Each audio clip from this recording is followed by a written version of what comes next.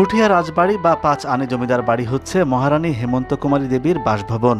1895 সালে তিনি আকর্ষণীয় ইন্দো ইউরোপীয় স্থাপত্য রীতিতে আয়তাকার দ্বিতল রাজবাড়ি ভবনটি নির্মাণ করেন।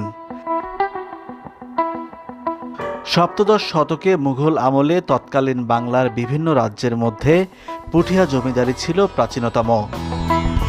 অপরূপ এ প্রাসাদটি 1895 সালে মহারানী হেমন্ত কুমারী দেবী তার শাশুড়ি মহারানী শরৎ সুন্দরী দেবীর সম্মানে নির্মাণ করান।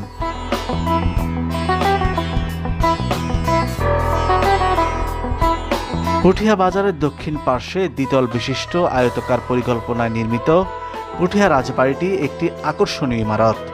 ভবনের সম্মুখভাগের স্তম্ভ, অলঙ্করণ, কাঠের কাজ, কক্ষের দেয়ালে ও দরজার উপরে ফুল ও লতাপাতার চিত্রকর্ম চমৎকার নির্মাণ শৈলীর পরিচয় বহন করে।